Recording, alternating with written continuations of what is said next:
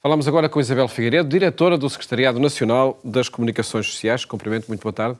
Boa tarde. Obrigado, Isabel, por estar aqui no programa Eclésia para falarmos de projetos de comunicação, sem dúvida, Claro. mas não podemos passar ao lado desta circunstância de, no domingo, se assinalar o Dia Mundial dos Avós e dos Idosos. Uma iniciativa do Papa Francisco, no contexto do Dia Mundial dos Avós. Que experiência é esta que muitos de nós vamos viver, esperamos, não é? Olha, em primeiro lugar, a minha gratidão por ser apresentada pela primeira vez como avó aqui neste programa. É com muito orgulho e com muita alegria que aqui estou também nessa condição. Eu diria mesmo que é a condição essencial, porque nós primeiro somos pessoas e depois somos as nossas profissões, não é?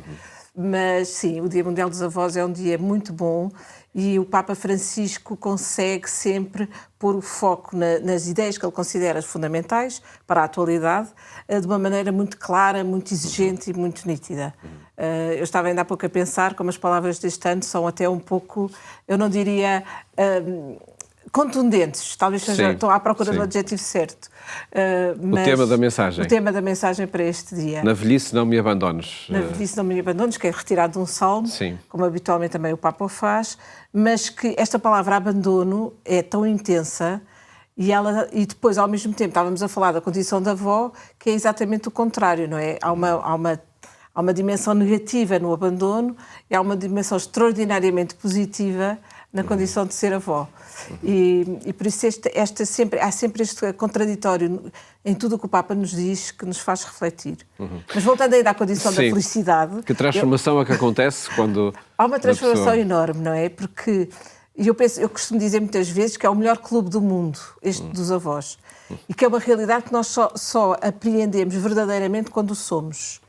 Eu já vou a caminho do segundo neto, isto não é nada de especial, porque há avós que têm 20, Sim. 30, 13, 14, vou a caminho do segundo. Mas acredito que se vive de forma mais intensa também nos primeiros netos, não é? É extraordinário, sim, é extraordinário porque nós vivemos uma alegria que é misturada com um sentimento de proteção e com aquele sentimento se quando somos pais achamos que os nossos filhos são os melhores do mundo e os mais bonitos do mundo, principalmente quando eles nascem, não é? Um comentário muito habitual. Os avós então acham que os netos são mesmo um tesouro que nos cai no colo e que nós cuidamos com imenso cuidado e com imenso amor. E que fronteira é essa entre o permitir que os netos, de alguma forma, enfim, se possam satisfazer todos os seus desejos e garantir também os limites necessários à educação? Os avós são aqui uns, enfim, que dificultam um pouco... Já sei o que é que o Paulo está a pensar. Aquela velha teoria de que os avós estragam e os pais educam. Eu acho que é um bocadinho verdade, sim. Eu acho que é um bocadinho verdade. Eu dou um exemplo muitas vezes entre os meus amigos, que é o seguinte: quando nós éramos miúdos, tínhamos imensas... Os pais controlavam imenso o que os nossos comíamos e o que nós, se podíamos comer doces, não comíamos comer doces.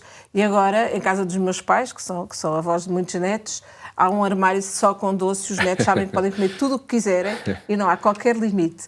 Portanto, eu acho que sim, eu acho que na verdade nós estragamos um pouco, mas estragamos com uma alegria e com uma disponibilidade que não temos enquanto somos pais.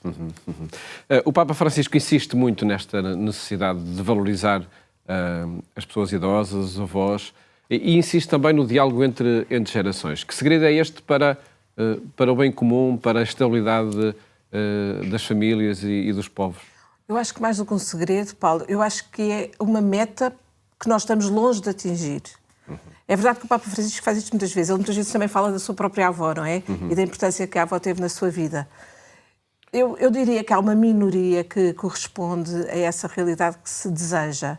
Porque, na verdade, a separação entre gerações é muito real.